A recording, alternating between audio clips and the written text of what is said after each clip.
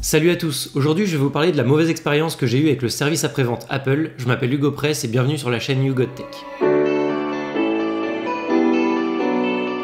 J'utilise les produits Apple depuis très longtemps et hormis le HomePod, j'ai acheté au moins un appareil de chaque gamme ces 6 dernières années. Au fur et à mesure du temps, il m'est arrivé d'avoir quelques rares soucis avec quelques produits.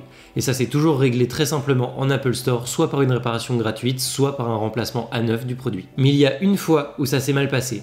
Aujourd'hui, je vais vous raconter 16 mois de lutte contre l'un des meilleurs services après-vente du monde. Tout débute le 4 février 2018. J'étais dans une chambre d'hôtel à Cannes quand mon MacBook Pro Retina 15 pouces âgé de plus de 4 ans se met à s'éteindre sans raison. Le problème est assez simple à décrire. Le processeur se met à tourner à 100%, l'écran se bloque, les ventilateurs se mettent à tourner à fond, puis l'ordinateur s'éteint comme si on avait coupé le courant. À l'époque, cet ordinateur était mon outil principal de travail, donc je me suis pas amusé à le bricoler dans mon coin, je suis directement allé en Apple Store. L'un des techniciens me reçoit, je sors l'ordinateur de mon sac et c'est là que les galères ont commencé.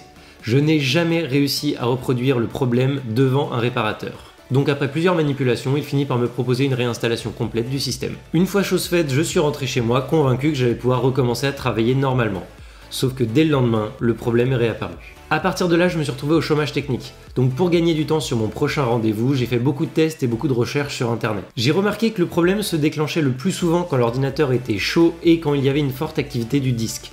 J'ai donc estimé à l'époque que c'était soit un problème de carte mère, soit un problème de SSD. Je suis donc retourné chez Apple pour une deuxième réparation, sauf que là, manque de chance, je suis tombé sur un réparateur qui ne m'a pas pris au sérieux. J'ai essayé de lui expliquer le problème et mes hypothèses, sauf que ce réparateur a essayé de me prouver pendant plus de 2 heures que j'avais tort. Et vu que, une fois de plus, je n'arrivais pas à déclencher le bug devant lui, il a fini par ouvrir l'ordinateur, retirer la poussière prise dans le système de ventilation et me renvoyer chez moi. Sauf que bien évidemment, dès le lendemain, le problème est réapparu. À ce moment-là, ça faisait presque une semaine que je ne pouvais plus travailler.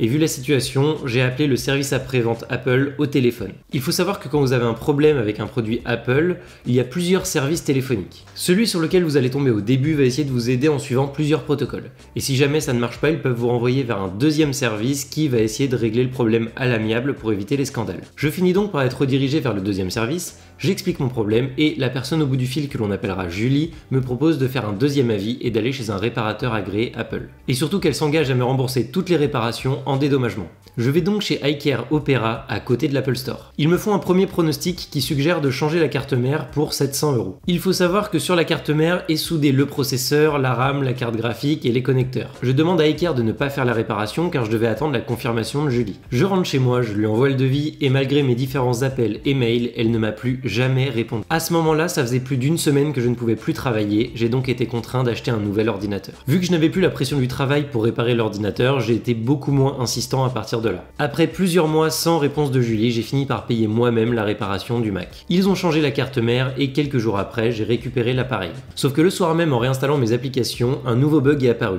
Sans aucune raison, l'écran devenait violet. J'ai donc dès le lendemain ramené l'ordinateur chez iCare qui m'ont expliqué que la nouvelle carte mère était sûrement défectueuse et qu'ils allaient la rechanger gratuitement. Quelques jours plus tard, j'ai récupéré l'ordinateur, je suis rentré chez moi et en même pas 5 minutes, le bug que j'avais au tout début est réapparu. Donc pour la 3e fois, j'ai dû ramener l'ordinateur chez iCare. Environ une semaine plus tard, ils m'ont rappelé pour me dire que l'ordinateur n'était pas réparable et qu'ils n'allaient pas à nouveau changer la carte mère. J'allais être remboursé des 700 € que je leur avais donnés et ils allaient me rendre l'ordinateur avec la carte mère d'origine. Là, je ne vous cache pas que je commençais à plus y croire. Entre les allers-retours logiciels et matériels, j'en étais à 5 réparations. Bref, je rappelle le service après-vente Apple au téléphone pour essayer de trouver une solution ensemble. Et enfin, je tombe sur quelqu'un de compétent que l'on appellera Elise. Je lui résume toute la situation et Elise m'explique que chez Apple, si en moins d'1 an il y a 3 réparations sur un appareil pour la même panne, il remplace l'appareil à neuf ou par un équivalent si l'appareil en question n'est plus en vente. Je commençais enfin à voir le bout du tunnel. Elise lance les démarches quand finalement elle me dit que je ne suis pas éligible car iCare n'a signalé qu'une seule intervention. Donc là, il va falloir qu'on fasse un point. Apple a un système de suivi très poussé qui force les réparateurs Apple et les réparateurs agréés de notifier tout ce qui se passe sur chaque machine. Sachant que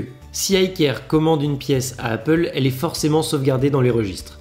Or, pour mon ordinateur, il n'a été commandé qu'une seule carte mère. Mais on se souvient bien qu'ils ont récupéré mon ordinateur 3 fois pour environ une semaine à chaque fois.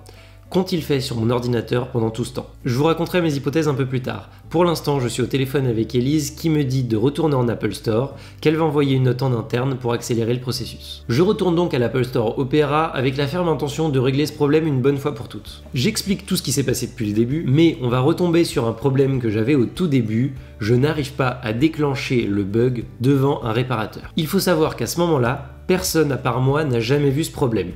Heureusement, le réparateur me prend au sérieux et commence les réparations. Vu que le problème n'est jamais apparu devant un réparateur, il propose l'hypothèse que, chez moi, il y aurait quelque chose de magnétique qui perturberait l'un des capteurs de l'ordinateur, et c'est ça qui ferait planter la machine. Il propose de changer ce qu'ils appellent le top case de la machine, donc c'est la partie supérieure dans laquelle il y a le clavier, le trackpad, la batterie, l'alimentation et la majorité des capteurs. La pièce coûte 500 €, je paye et j'attends qu'il me rappelle. La semaine d'après, je récupère l'ordinateur, le réparateur m'affirme qu'ils ont changé le top case et qu'ils ont laissé tourner la machine pendant 48 heures et qu'il n'y a eu aucun problème. Je rentre chez moi tout content, j'allume l'ordinateur et même pas une minute après l'avoir ouvert, l'ordinateur crash exactement comme au premier jour. On est d'accord, ça ressemble de plus en plus à une mauvaise blague.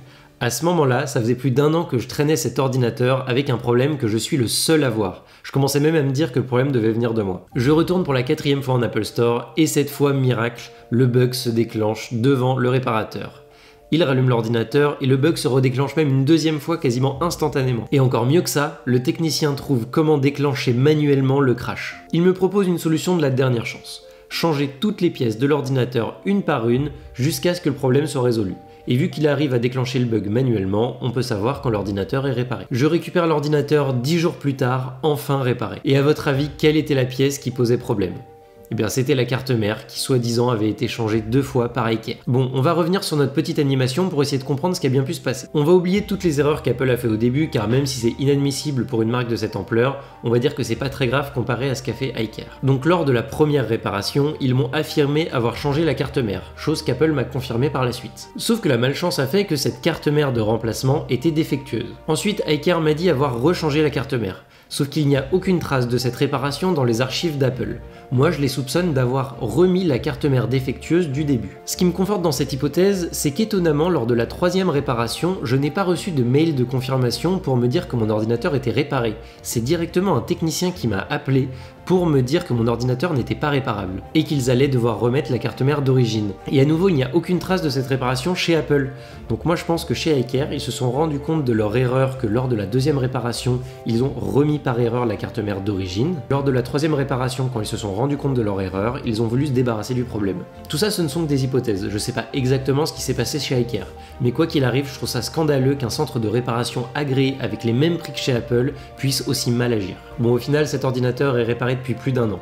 C'est Erwan qui bosse avec moi sur cette chaîne qui l'a récupéré et il marche parfaitement. Avant de vous quitter, je vais vous dire combien ça m'a coûté en tout. Apple a laissé le top case neuf avec la nouvelle batterie et le nouveau clavier et ne m'ont pas fait payer la dernière carte mère. J'ai donc payé 500 € au lieu des 1200 € de pièces neuves qui ont été mises dans l'ordinateur. Donc pour 15 mois de galère venant d'un dysfonctionnement de leurs produits et en enchaînant les malchances dans la voie de réparation officielle, j'aurais au moins apprécié ne rien payer du tout et dans le meilleur des cas qui me remplace la machine à neuf. Je ne le savais pas à l'époque, mais il existe une division complète chez Apple qui s'appelle Apple Entreprise. Elle permet aux professionnels d'avoir un accès privilégié aux réparations et surtout, elle permet d'avoir accès à un abonnement permettant d'avoir une machine de remplacement le jour J et pendant toute la durée de la réparation. N'hésitez pas à me donner votre avis sur mon histoire en commentaire et si vous aussi vous avez eu des situations improbables avec des services après-vente, envoyez-moi un mail ou dites-le moi en commentaire, j'adorerais raconter d'autres histoires de ce type. D'ailleurs, si ça vous intéresse, j'ai une autre histoire de ce type à vous raconter, mais cette fois-ci avec le service après-vente de chez TRM. Sur ce, n'hésitez pas à vous abonner et surtout abonnez-vous à mon Instagram, j'y poste en story les coulisses de l'aménagement de ce local. Sur ce, on se retrouve très bientôt pour une prochaine vidéo,